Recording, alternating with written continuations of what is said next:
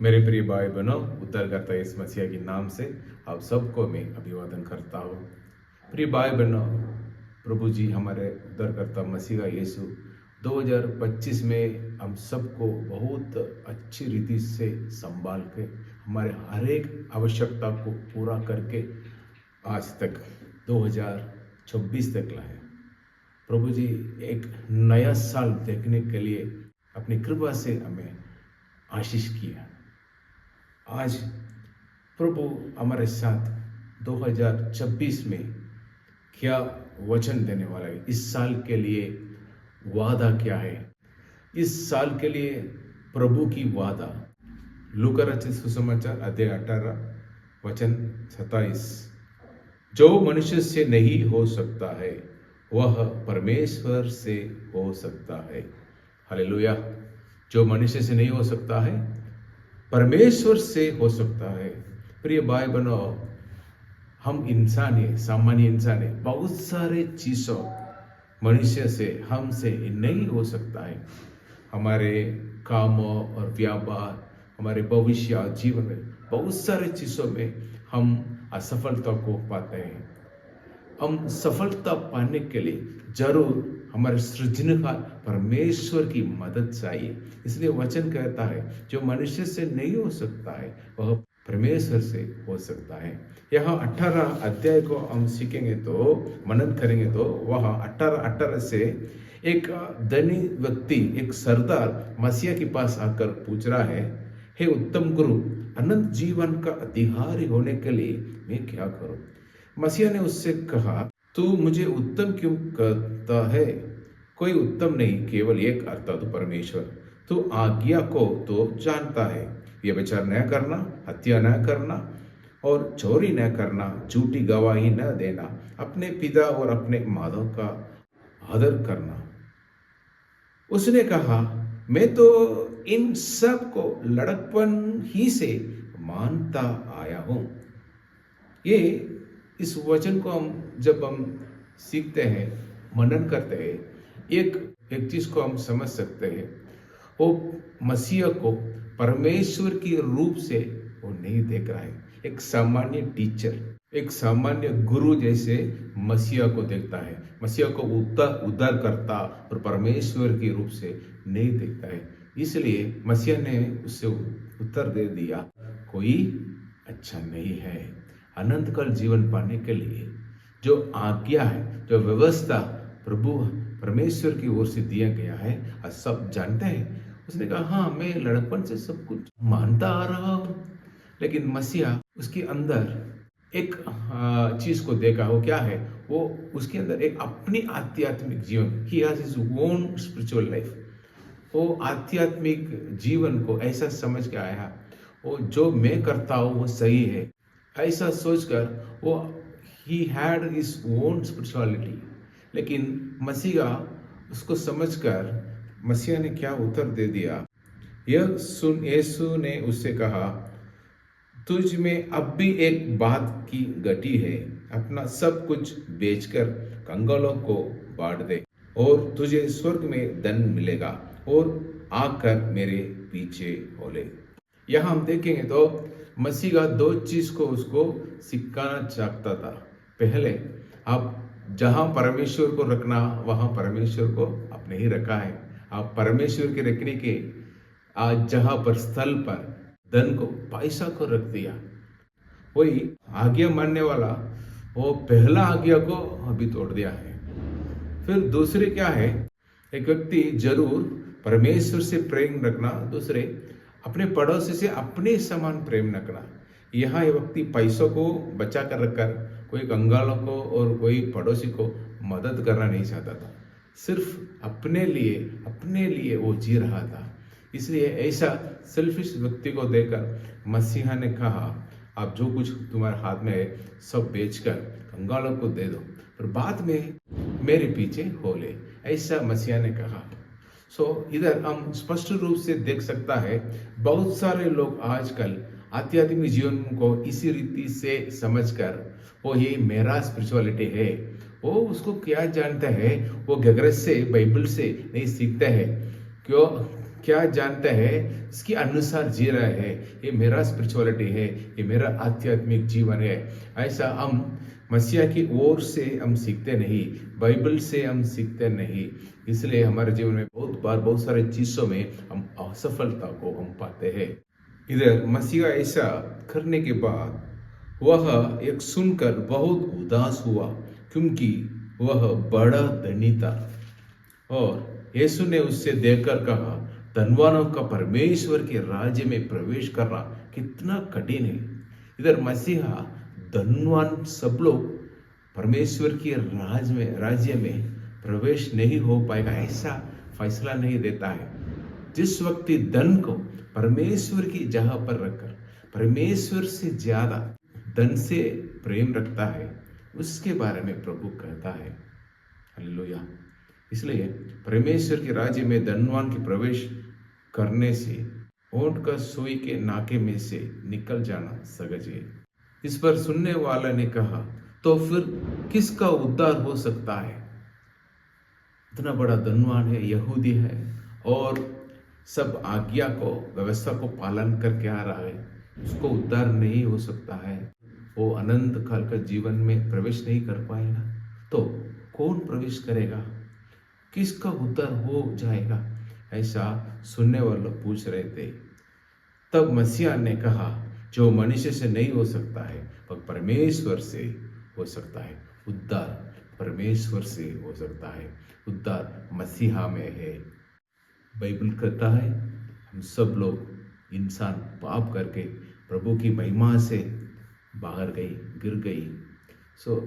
इसलिए हमारे अंदर आध्यात्मिक मृत्यु, शारीरिक मृत्यु, जो पाप में जो हमेशा पाप करते हैं, पाप में जी रहे हैं, सब लोग अनंत काल का मृत्यु को पाएंगे। ऐसा हम इस चीजों से और नरकदंड से बचाने के लिए, उद्धार देने के लिए मसीहा यीशु बलिदान के रूप में वो संसार में आया, अपने आप को बलिदान के रूप में मृत्यु दंड के लिए दे दिया। वो हमारी जगह पर मृत्यु दंड को पाया। इसलिए जितने लोग उसके ऊपर विश्वास रखते हैं, यूहन्ना अध्याय 3:16 के अनुसार मसीहा के ऊपर जितने लोग विश्वास रखते हैं, ऐसा लोग नाश नहीं पाएंगे, लेकिन अनंत काल का जीवन पाएंगे, ऐसा वचन कहता है। मसीहा है मार्ग, सत्य और जीवन है। इसलिए मसीहा में उद्धार है, मसीहा में अनंत काल का जीवन है। वचन 28 में पत्रोस ने कहा, देख हम तो घर बार छोड़कर तेरे पीछे हो लिए हैं।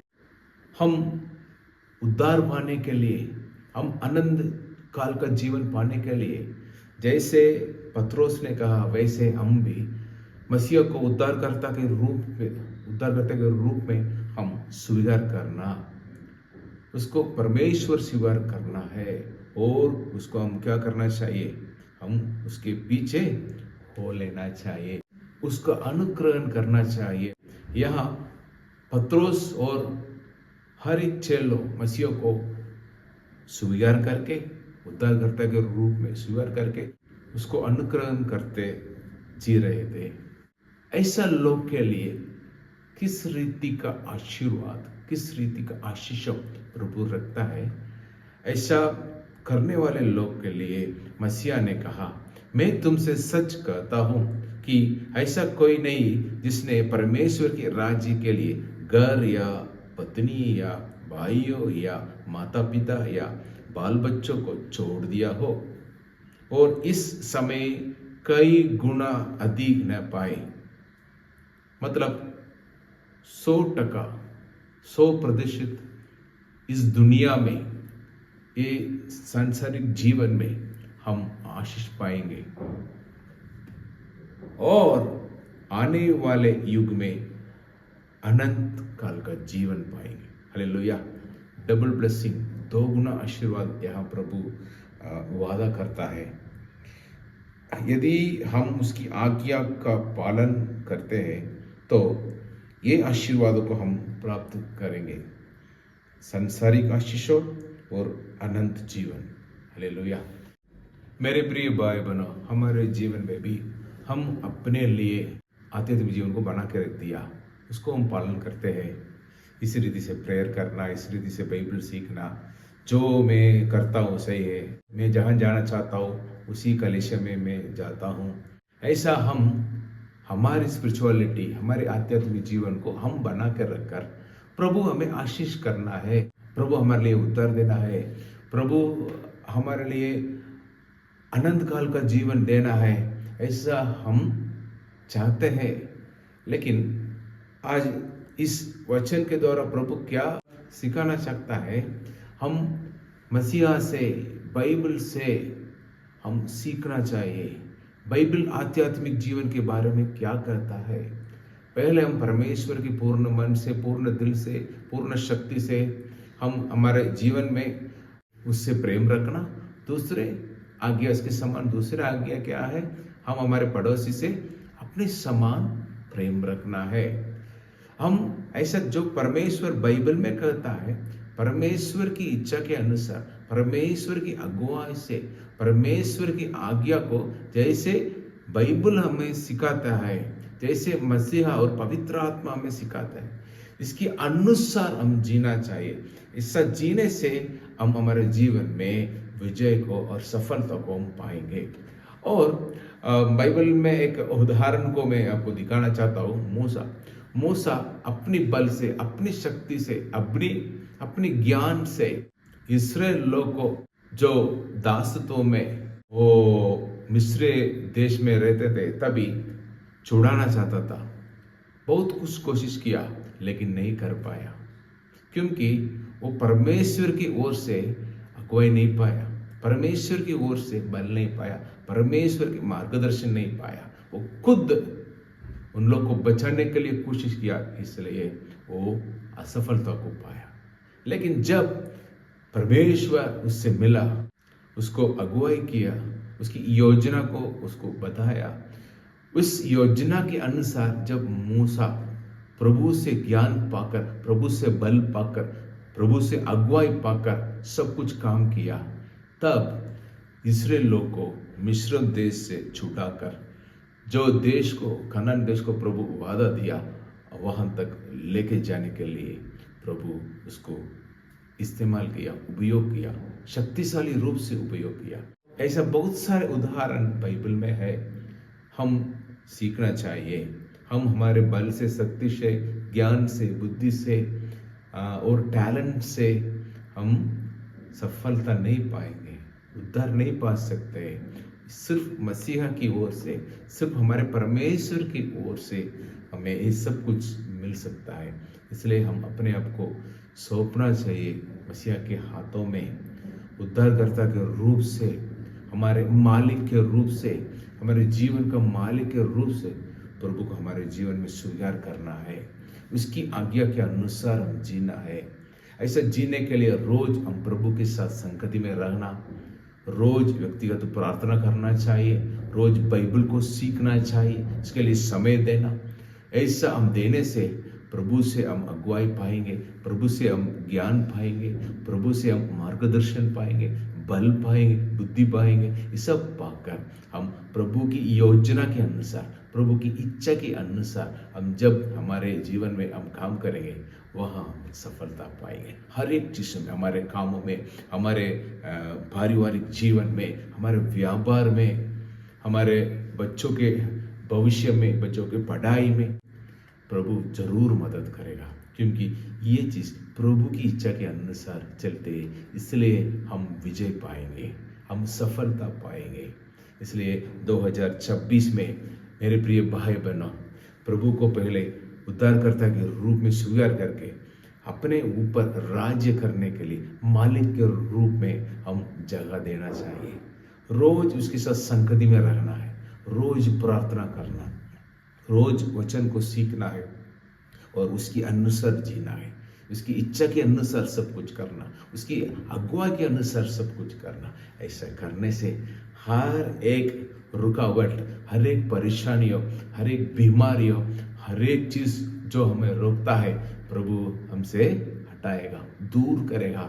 हर जगह में, हर चीजों में हम सफलता पाएंगे, विजय पाएंगे। प्रभु का नाम की महिमा के लिए हम जी सकते हैं। इसलिए मैं फिर से 2026 का वादा को मैं याद दिलाना चाहता हूँ। जो मनुष्य से नहीं हो सकता है वह परमेश्वर से हो सकता है। हर एक चीज़ हमसे नहीं हो सकता है।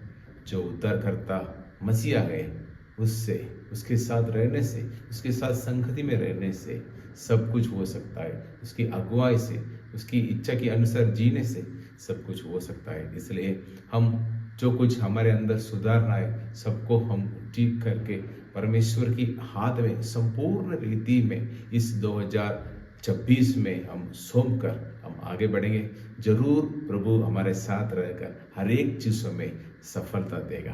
प्रभु इस वचन के द्वारा आप सबको आशीष करें। आइए हम प्रार्थना करेंगे।